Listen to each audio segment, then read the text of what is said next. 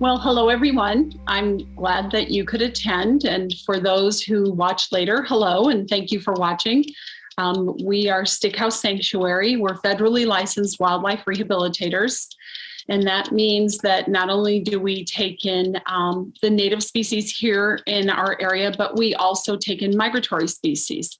Aside from that, we are also the only mammal rehabilitators in our area in southern New Mexico and eastern Texas. And we care for these animals every single day of the year, sometimes every single hour of the day, and depending upon what we have in. And we have been devoted to doing this for the last 14 years. And this is my husband, Jaime. Hello. And I could not do this without him. He does everything that I don't want to do, and sometimes everything that I can't do. And he is my master builder and my support team. We couldn't do it without each other. On that note, she taught me how to build. I took off. Smart man, giving credit to the wife too. It's true. So we are on a schedule, a feeding schedule. Once we get wildlife, and each species has a different feeding schedule. And so that timer is for the little robin that we picked up last night that is in the incubator. Aww. So she's on a 25-minute feeding schedule. And the other birds have grown enough that they're on about a 45-minute feeding schedule. Wow. I don't know how you guys do it.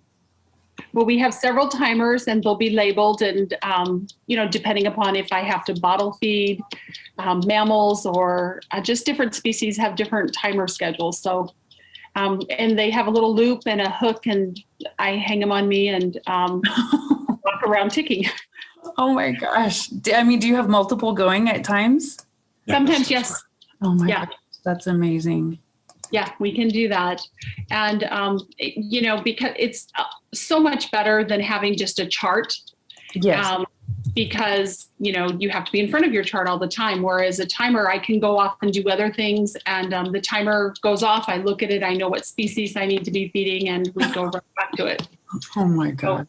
So, when we get into full swing with rehab, we have different rooms and different aviaries, and the baby bird room and the baby mammal room, it does get to the point where I don't leave it. We don't have the opportunity to leave. We're there before sunup, and I'm in the baby bird room tending to the needs of the hatchlings and nestlings and the baby mammals, and I leave it well late into the night. And when the mammals need to be bottle fed every 2 hours, and then sometimes we just don't leave it. Oh my gosh. Okay, that just tells about us. That's a juvenile black-crowned night heron that was on the previous page. And we get several of them in a year. And this is a cattle egret as well that's on this page. And as this states, we are a 501c3 nonprofit organization. We do serve southern New Mexico and, West Texas. I said East Texas earlier, but East Texas would be great too. We'd get a lot more possums. But this is one of our aviaries that you're seeing with the cattle egret. So all of our aviaries are built to federal standards. When people come to view them, when we have open house and there's no species in them at that time by federal law, they're always amazed at how we designed it, and we can't take all the credit because we are dictated as far as species and size. And so that cattle egret is actually in the heron enclosure. It's a flight enclosure. It's 40 foot long and 10 feet high. And it does have living trees and artificial trees. It has 2 ponds and several different perching areas at different heights. And so we don't mix species, so that the cattle egret are in there right now. And then we also have a heron fledgling enclosure where they're getting old enough to where they're crawling out of the nest that we provide for them, and we give them an opportunity to crawl. And once they start branching and flying back and forth from perch to perch, then we put them in the flight enclosure. So this duck here. It's not really a duck. It's just considered an exotic species from South America, but it's the domesticated version. This one was rescued from Escarate, and it's a Muscovy. It's a young Muscovy, so you don't see all the red fleshy all around him. And people really debated as to whether he really was a Muscovy, but Muscovies don't quack. And all they do is, well, I can't do it. They squeak. They squeak, and they push their neck towards you. And this is a young male Muscovy, and he had the hook in his crop, and he went to the vets and had the hook removed. And he's a permanent resident here. He does need to have his wings snipped frequently. When they did breed to genetically create domestic Muscovies, they were unable to breed out to the ability to fly. So even though he's domestic, they can fly. You cannot release Muscovies into the wild because male Muscovies get up to 3 feet long, and they can do a lot of damage to our little wildlife. This little guy does rule the duck pasture here, and he's very sweet and handsome. And when he sees me, he has the feathers on the top of his head go straight up because he likes me. Let's see what we put here. Okay, so last season, when COVID hit, my husband and I are both teachers. And so, of course, we went online first because we didn't really know what to do. I stayed online, and I guess the district closed for the remainder of the year. So my husband was able to help me online. And something interesting happened during COVID is that we also got over 200 species in 1 week when COVID hit, because people were afraid that they would get COVID from wildlife. And so they were removing nests and removing baby mammals, and they were leaving them out front. We didn't even have intake information.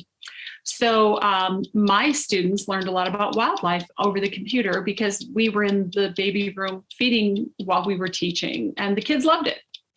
And I don't know how we made it through that season because we didn't have any volunteers, but we had amazing experiences. That last season was the season we had, I guess, a group of ravens are called Kindness, and we had 2 Kindness of ravens from hatchlings. And that was just an amazing experience. So even though this is a lot of work, we get experiences that people will never have opportunity to have in their life. And so anyway, that's a little synopsis of last season. That's incredible. We also had 15 baby skunks at one time. And 20 wild ducklings. All at one time, All at from once. different, not from the same groups, from all different situations. And when we had the 15 skunks, which they're super cute, they start stomping their feet right away when they're angry at us. And even though I'm bottle feeding them, they're always angry at me. And they can spray it 1 month, but they stomp their feet, and my husband calls it the river dance because they're all doing the river dance. Yeah. And we also had at the same time just a bunch of little squirrels, and we had 3 kit fox, and we had some raccoons. And so we were really busy, but it was amazing. And a javelina. Oh yes, and a baby javelina. Gosh, guys. Guys, if you have any questions for them, Julie, do you prefer they hold them to the end or ask them to go? They can ask whatever they want. We're teachers, we're used to that. Okay. So if you guys want, I mean, you can unmute and ask, but what do you guys teach, by the way? I own a private day school, and I serve early childhood. And I teach art in 2 campuses. Which ones? Mitzi Bond, which is about to close, unfortunately, Oh, and Coldwell Elementary, which is by Austin High School. wow. I taught art for 15 years. We should talk later. Amazing. Cool. And then I just want to ask, what happens? I mean, I can't imagine you have the space to hold them forever all the time. So I know you release, but there's some that can't be released back. So what do? You can't keep them all. right. So by law, we are to release all wildlife, and that's why it's really important to only interact with them the minimal amount to meet their needs, and then allow them to stay wild and prevent imprinting. In some situations, there are animals that cannot be released for whatever reason. And we do need to find placement in a zoo, or they do need to be euthanized. We can never release wildlife that cannot survive on their own in the wild, because then they would immediately be killed, and that would be very cruel. Right. And do you have some people that like take them and adopt them kind of thing, or no? No, that's against the law. So No. wildlife can never be owned by anybody, and that is against the law. Like, we can't even do it. We could never, that would just be a fail on our part. Our goal is to release them and get that moment of knowing that we saved a life and release them and they're free, like they're supposed to. But a zoo can take them though. Excuse me? But the zoo can take them? Zoos occasionally will take a certain species if they have room for it, and they do all the behavior tests to make sure it's appropriate. And so yes, we do have those options. Got it. Okay. This is some pictures of some of the species that we've taken in. That's a green heron on the far right. Green herons are angry little creatures all the time, which makes them really cute. Like, they're angry from the very beginning. Yeah. This little squirrel, that I love squirrels. We have squirrels right now, and then a hummer. So it's just, I think I just put in some photos of, and if you can notice, the squirrel is hanging on hardware cloth. So all of the mammal enclosures, they have a 2-foot surrounding of plywood from the ground. The ground itself has hardware cloth, and it is 1/4-inch hardware cloth, so that nothing can dig in or out, including mice. And then it's covered with soil, and every mammal enclosure has just a slight puddle pond and avian enclosure. And I believe the heron is in the bird room, the baby bird room still. She's just very young. Wow. So this is a little eastern red fox squirrel, and that's just a picture of, they get bottle fed every 2 hours. Squirrels don't open their eyes until they're a month, and they do need to be in an incubator until they're a month old.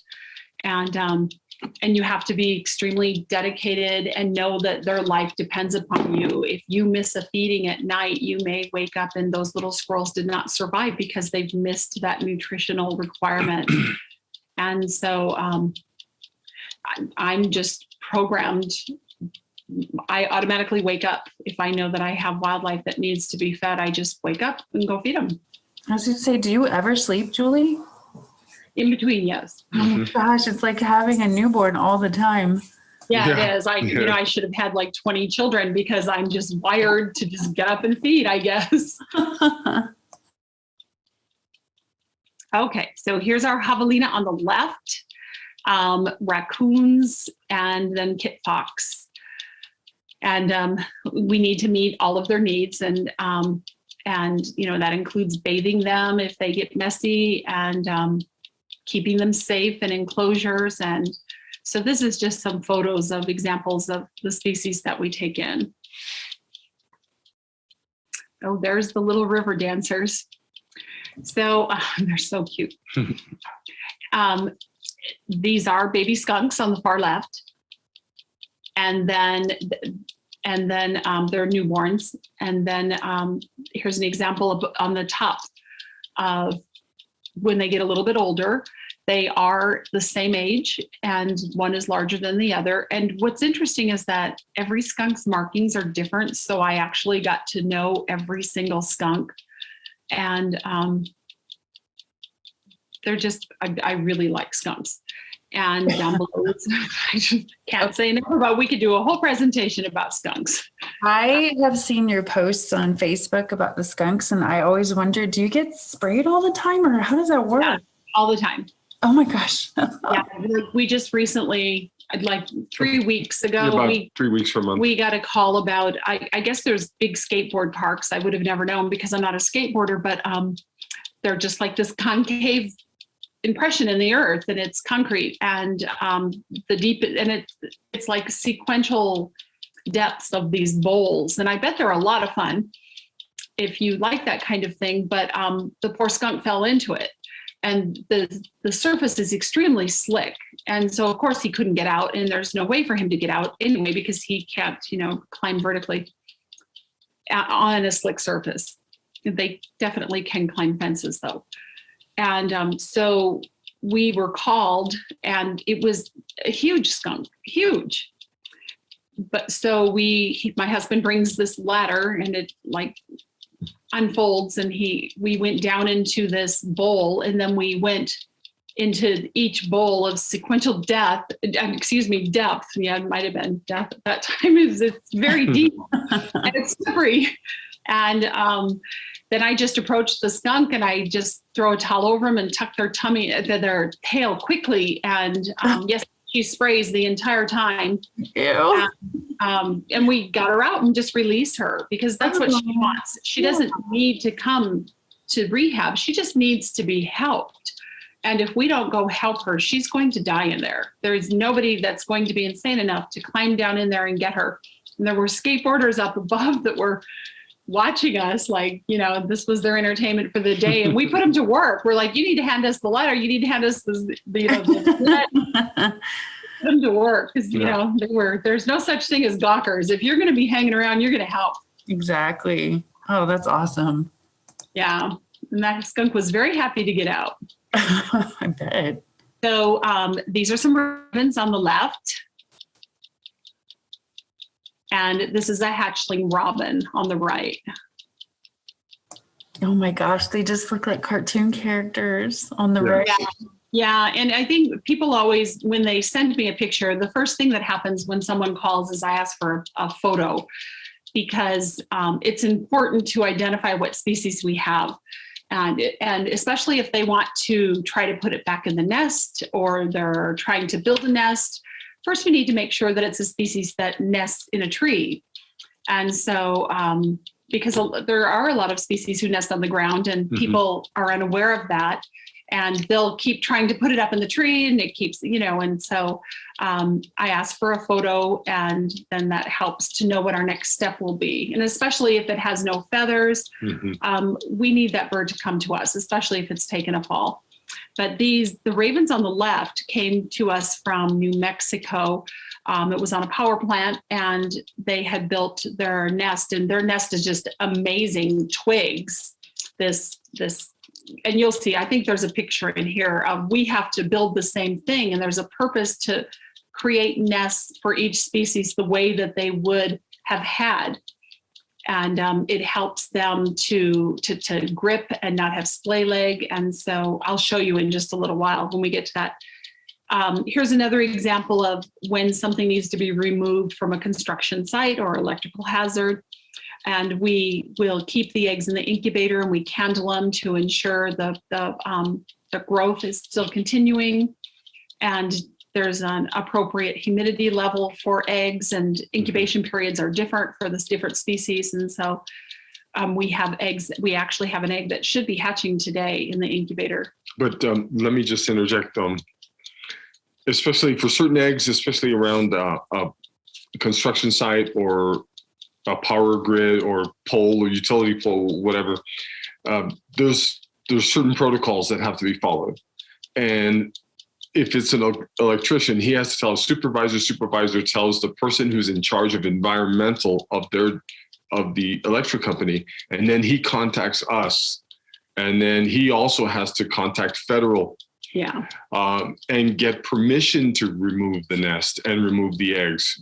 You just can't go grab them and say, okay, let's take them. You can't do that. When we got, it was about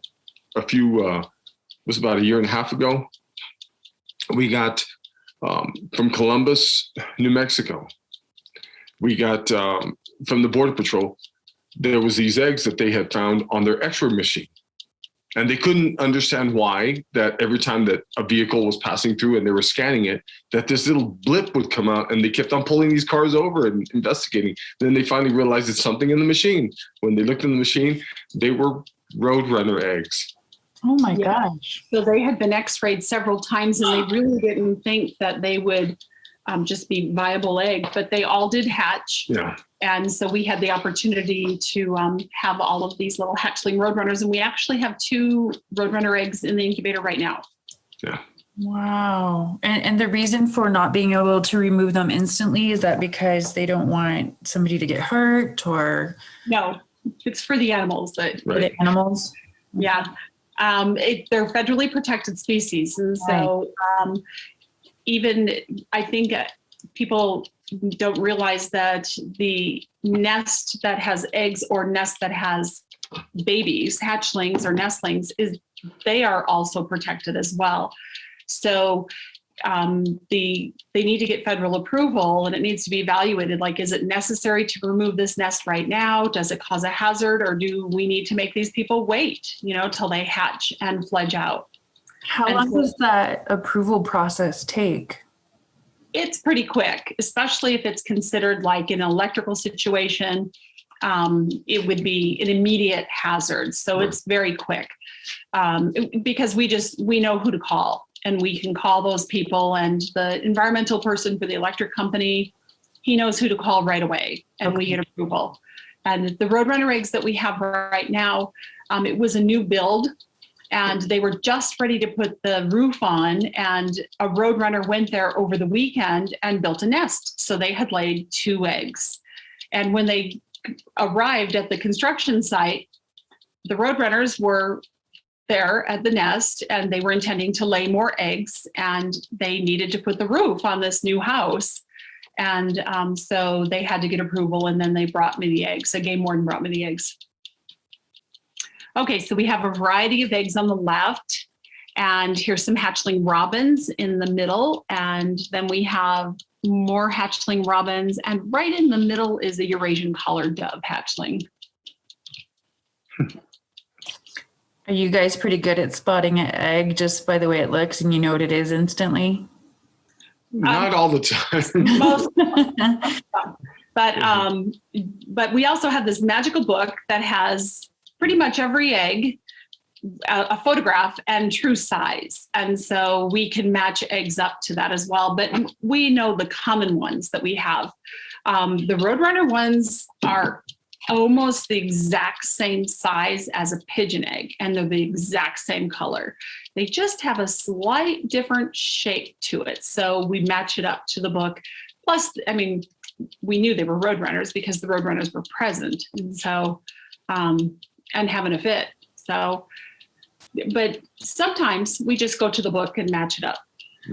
So do you find that sometimes people find eggs on the ground and they don't know what to do? I mean, should they leave them alone out or call you, or just leave them alone in nature?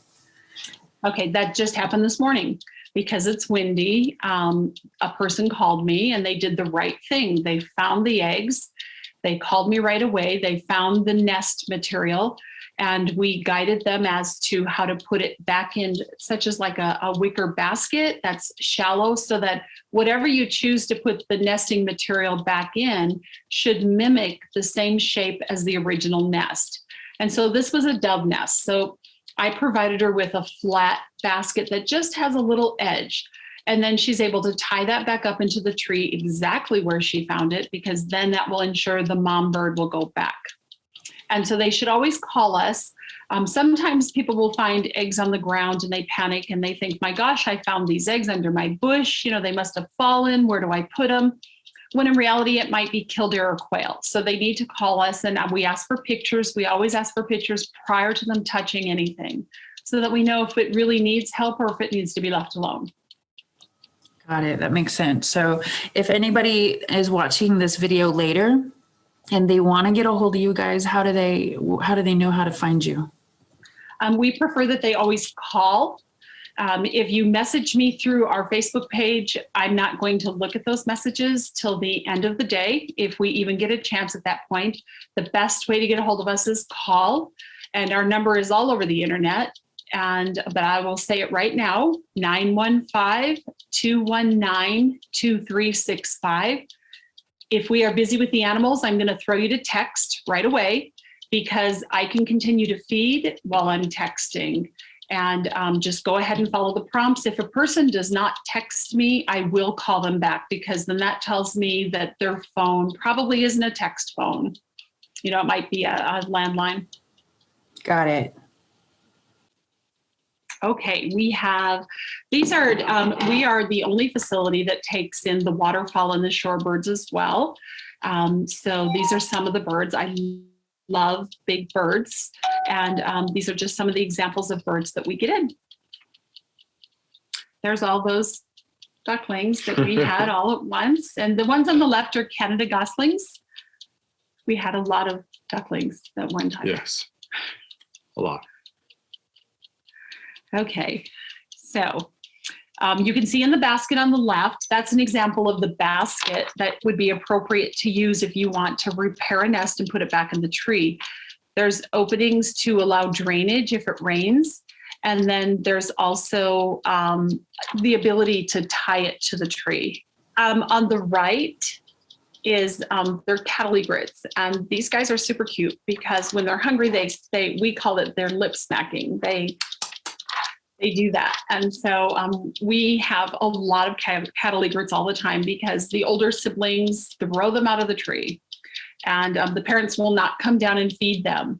And so some people have pine trees where they're breeding there and they're nesting, and they find a lot of them down at the bottom of the tree. And there's a snowy egret too.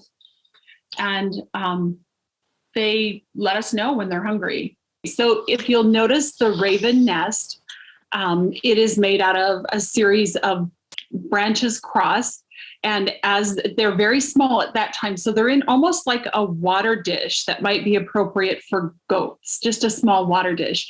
And as they grew larger and larger, they actually ended up in a child's little blue swimming pool that had all of these large branches, because it encourages them right away to hang on. Otherwise, if they were laying in just a flat pool or a flat bowl or nest, it would cause them to have splay leg.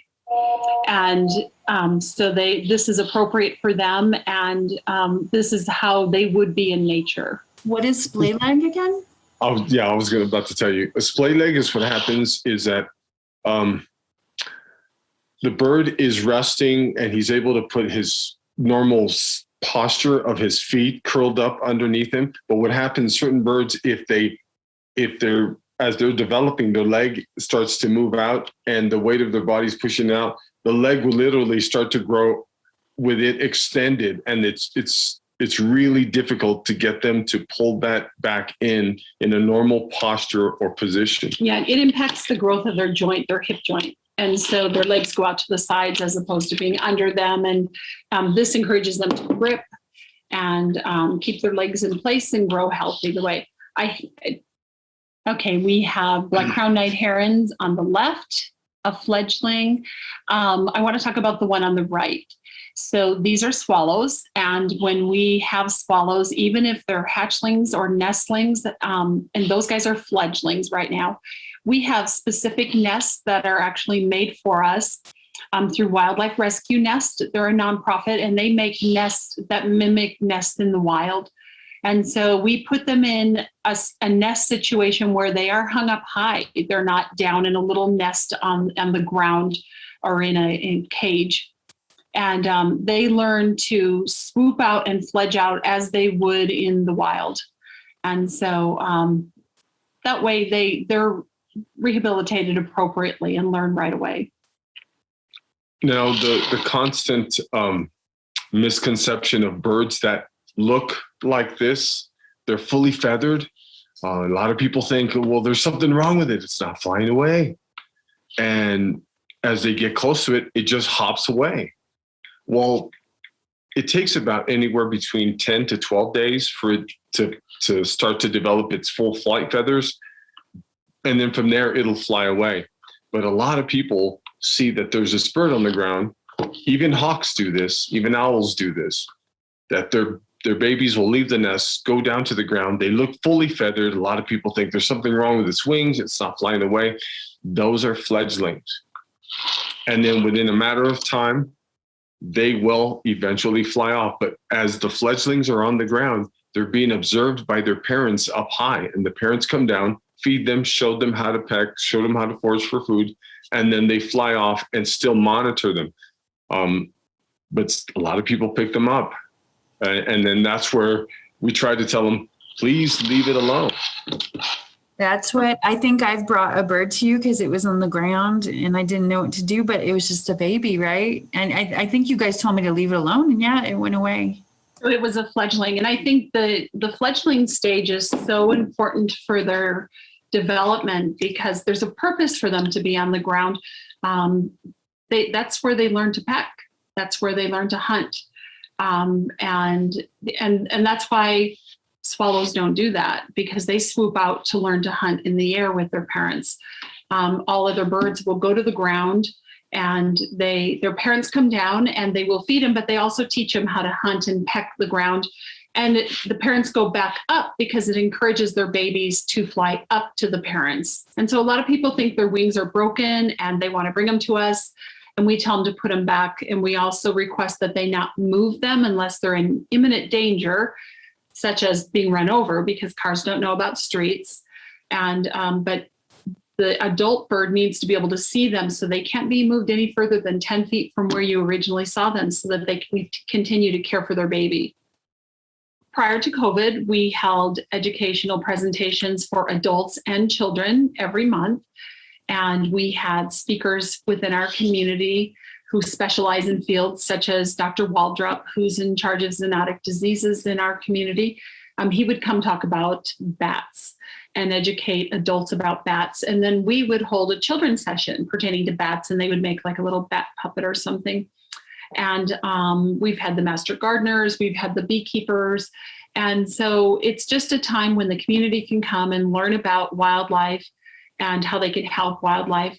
And then the children come as well. And these are two new things. We had the education pavilion built, and also the children lookout, the duck tower, because there's a pond with ducks on the other side of that, so they can watch the ducks.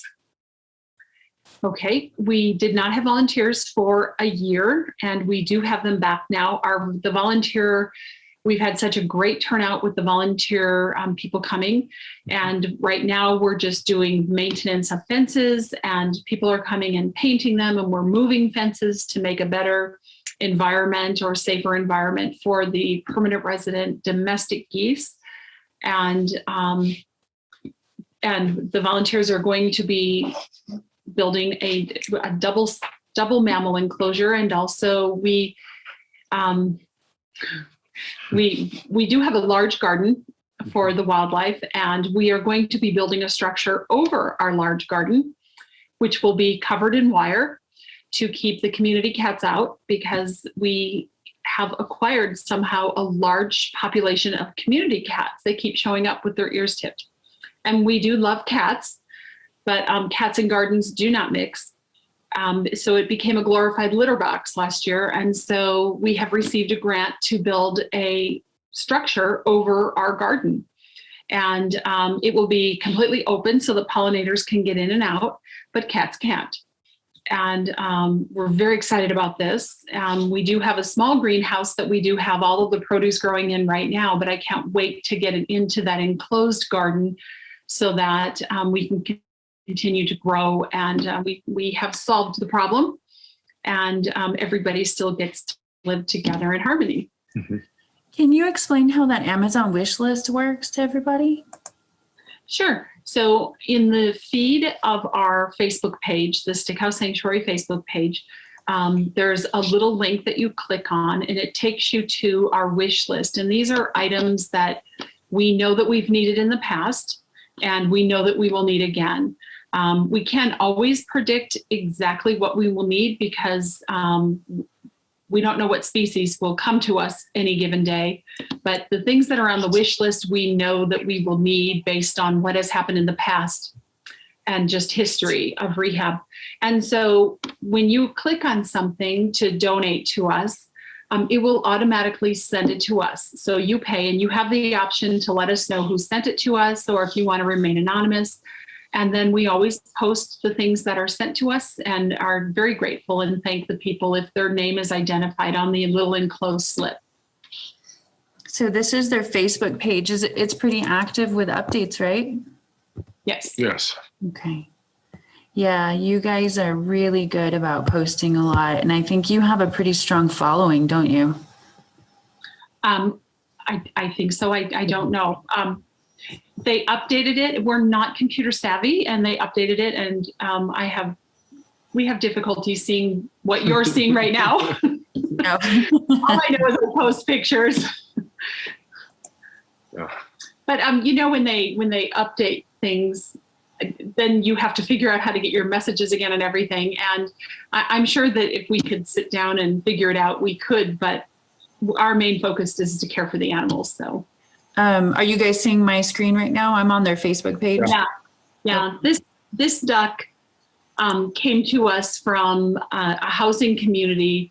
A lot of times people will get domestic ducks and then they realize that ducks can be messy. You have to love ducks to have a duck. And so the duck showed up on the housing community's property and it was injured and needed medical care. So they brought it to me to house. We offered to house it, and they are being responsible for the vet bills, and they're taking it to the vet and getting it vetted. And then we are housing it and medicating it and caring for him. And if he does heal, we will find him permanent placement at someone's home, not out in a pond where predators could harm him. You're looking right now at a pigeon enclosure. Those are the housings, but the white pigeon/doves that are released at weddings and funerals, then they go out into the community and they die. They starve to death. They're looking for their bowl to eat. And so when people do catch them, they bring them to us, and we are hopeful to find homes for them. But in the meantime, my husband built this amazing structure for them, and they have a little shallow puddle pond there you can see to bathe, and different flat perches that are appropriate for pigeons. And then you see those little triangular things that are on the beams. They're not in this picture, but the little blue triangular things have a flat top so that they can perch. They don't like to perch on round perches. They like flat surfaces. That's why you see them in the window ledges and roofs. They like flat surfaces. Right here. Yeah. One more. Yes. We have a question in the chat. They want to know if you can please, That one. if you I'm can, sorry. if you could repeat the phone number again. 915-219-2365. And that's to Stickhouse Sanctuary in case somebody Correct. finds injured wildlife. And I wanted to point out in this picture, you have an artificial Christmas tree. Can you explain that? And do you need more? Okay. No, we There's don't need more. a picture right. The picture that you had of a pigeon in one of the nesting buckets. Uh-huh. Avi came to us from New York. Some people witnessed him being hit by The subway. subway. Yes, we don't have it here. And so they got him vet care immediately. They did remove his wing, and Avi needed placement, and they drove him from New York. Oh my Because gosh. our sanctuary was the only place they would want him to be. And we've had Avi probably 3 years now, 3 or 4 Yes. years. He's been here for a long And time. we actually put a nesting bucket. You can see how close it is to the ground because he cannot fly. Yeah. And we even put logs so that he could hop up, and so that he too could have a nesting box and not feel frustrated from all the ones that are up high. Wow. But Well- the Christmas trees we Yeah. use to prevent a natural environment for other species. The pigeons do like them. They do not fly into trees. If you go out, you will typically not see pigeons in trees. It lends aesthetic value to their enclosure. It adds green, makes me feel happy. They will go in it, but we removed the bottom branches so that there's clearance from the bottom of the tree to the ground so that there's no nesting going on under that tree and we don't know about it. So they need to nest in the boxes where we know we pull the eggs. There's no reproducing going on here. And we get plastic eggs so that they still think those are finches. Oh. And I'm just Yeah. going kind of quick because you guys have so many good ones. Those are little sparrows. Give them love, not bread. Yes. Correct.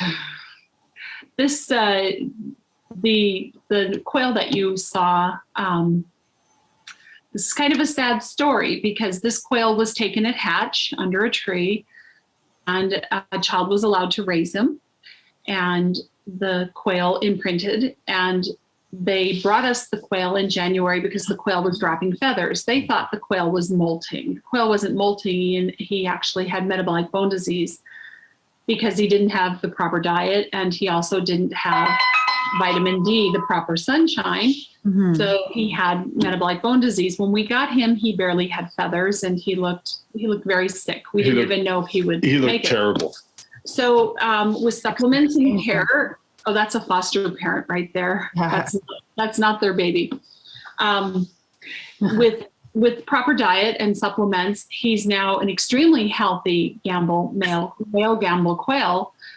But the problem is that he's imprinted still. Yeah. I mean, even though we have isolated him in an aviary, he has zero contact with us because he imprinted, as a hatchling. So he can't be released into the wild because he goes after feet. So if we did release him, he would be running, and that puts him at risk. And he's also not fearful of cats or dogs because the house he was being taken into had cats and dogs. So we have been trying to find a zoo placement for him where it won't be a walk-through aviary, because walk-through aviaries will not work for him. And we would really like to be able to find placement for him. Mhm. So if you had anything that, if anybody's watching this later, anybody who's in attendance now, what advice would you give the public, and what are the most things that you think people could do to help you? Okay. First, I'm going to talk about what they could do to help the wildlife, because that's our priority. Right. To help the wildlife, don't take it as a pet. The example that we give is 1 day in a bird's life is equivalent to 1 day or 1 year in a child's life. From hatch to flight, or hatch to fledge in a bird's life is 21 days. If you keep that bird 1 day because you think that it's cute and you want to just take care of it for 1 day and you have intentions, that's like keeping a child for 1 year and giving it the improper diet and not giving it the sunshine that it needs. And so when people bring us birds that they've had for 1 day, 2 days, or 3 days, we're not sure that it's going to live, and we're cleaning out crops, or there's so much, they've been aspirated, and it really is important to always call and get guidance. And that's Melanie Hoffman transported our cardinals to release some cardinals that were confiscated by game wardens. You showed a lot of pictures. I want to talk about all of them. But So the most important thing is wildlife is not pets. Let's keep it wild. Let's not feed it because it's cute. Because there's the skunk, the big fat skunk. Where I'm carrying it. Yeah. Yeah. That yeah. hole was like 15 feet deep. Yes, it was incredible. really deep. oh my gosh, thank God they called you. Yeah. Yeah, it was really good. It was windy as heck that day. I think I want to open it up to the audience that is with us. Do you guys have any questions for them?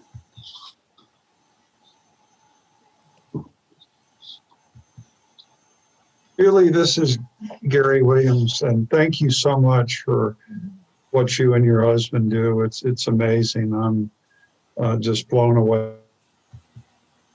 Thank you, Thank Gary. you. by it. I don't know. You're welcome for doing it. Around the country, there's different approaches to wildlife rescue and rehab and rescue, et cetera.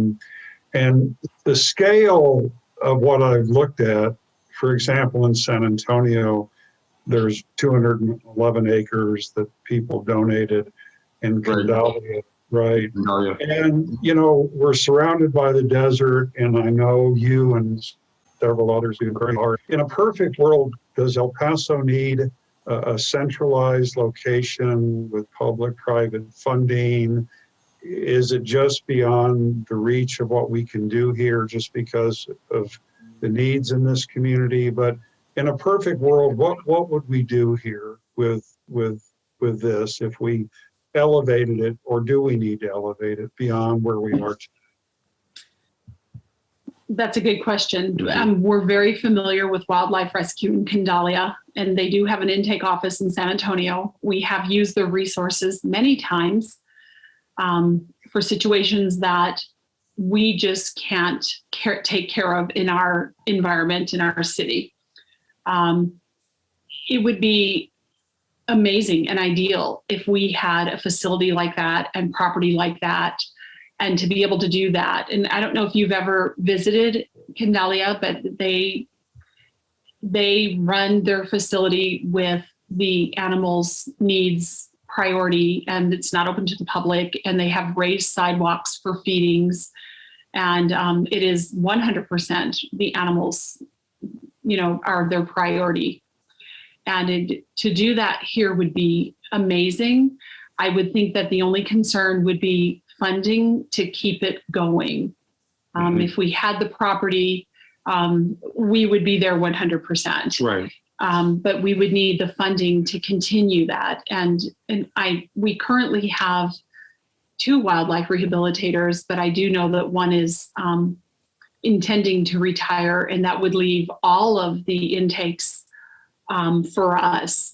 And we have this on our own property. We used to joke and say that we purchased a house 14 years ago and we built an aviary. And so we had an aviary at our house. Now we live at the sanctuary. We have 15 aviaries. We have 8 mammal enclosures, and we have 3 domestic aviaries. And so the sanctuary has taken over, which is what we wanted it to do. And we're happy about it, but we still have growing pains. Every year we take in more species and different species, and we have growing pains. But to keep the funding to be able to keep something like that going would be my only concern. What part of town are you in? We're on the west side on Emery Road, right off of Sunland Park Drive. Yeah. Yeah, so I think the sustainability is also, it's often things will get started and they'll go for a while and then they just simply are not sustained. And you would not want to invest money and time to get to a bigger place and then not sustain it. But I think, I thought I'd ask because I think the need is here from what I can tell, and you all are doing everything you can with your colleagues in the community. So anyway, thank you. Thank you. Thank you, Gary. I see the Amazon gifts that people are sending. The way if somebody wants to donate stuff, they just go to your Facebook page and then find that posting on the Amazon link? Correct. Okay. And I try to bump it to the beginning every couple days at the beginning of the feed so that it's readily available. And that's the best way to make donations because you can choose what you need urgently at that moment and they can just shop in your shopping cart, right? Correct. Correct. And then some people choose to donate through PayPal, or they just drop off a check or cash, and we give them a tax receipt at that time. And I'm the grant writer. I write grants for specific projects, or like the garden project. So I'll write grants so that we can get new structures. We can, for whatever we need, like our education program. And our community is pretty responsive for that. We get a good turnout for the grants when we need a new structure. And when will the education components be open to the public again? You had kind of mentioned about people coming in to learn. You've got a new educational area in the back. I think we will probably start it in June. It all depends upon where we are in our community as far as how many people we can allow on the property. When we do have an education presentation, we will probably not have it in that pavilion. because then that would mean people would be sitting close together. We will wait until later in the evening and have it out in the grass. We have large grassy area, and have it there so that people can sit further apart. And we have an area for the children to play so that we're not close together, and then we can still make that happen. So I'm thinking probably the end of June. And how will people find out about when and where? We put it on our Facebook page. Everything that happens, we put on the Facebook page. And then I just keep, the squirrels are cute. I can't imagine in 14 years how many lives you have saved. Yeah. You know, I think we're so busy that we don't really get a chance to just stop and think. And then when we go through the pictures at the end of the season or in the off season and we see every single animal, it's amazing. Oh, it just makes me want to cry. It's so amazing. Thank you for what you do. If there's anybody seeking to volunteer with you, are you taking volunteers? Yeah, so we have it posted that we are having our next volunteer day next Saturday, this coming Saturday, and it's from 1 to 4. And we will be taking down an old mammal enclosure because that's Chicken. She's our house chicken. Her name is Chicken. Yeah. I'll tell you the story behind that, and then I'll get back to volunteer. So we're not allowed to name wildlife. We call it by what it is. And somebody brought us this little tiny thing that was running down the street. And when we got it, I said, "Oh, that's a chicken." And They thought it was a quail. they right? thought it was a quail. And she does have, you know, I mean, Yeah. but she is a chicken there, as you can see. And we didn't have time to name her because we had so many wildlife that we just, I'm like, "Did you feed the chicken? Did you know?" And so she learned that her name was Chicken, and she comes to Chicken. So that's Chicken. That's awesome. But for the there she is. See, she's on our couch. And she has diapers. There are chicken diapers if anyone's interested. Yeah, you can have a house chicken too. But for volunteer, we do let people know. Yeah, we do let people know. You're distracting me. I'm sorry. Don't put cute pictures up. We let them know the activities and projects and whatever we're going to do. And then when people come, we do require masks. We do have gloves. We have work gloves. We have the latex gloves. And we disperse them throughout the property so that not everybody's all together, and we have different activities going on. Yeah. So they get to choose what they want to do, and we do allow families to bring their children, and children are great help. They love to paint too, and we just want the paint to get on the board. I don't care how, that's a must. That's the must-go. And they also crack nuts because baby squirrels can't crack open nuts. So we have the children crack nuts, and there's lots to do. There's just a lot to do. So we appreciate any help. Yeah. Awesome. Guys, before they go, do you have any more questions? Burning questions? Hello, yes, I have a question. This is my son.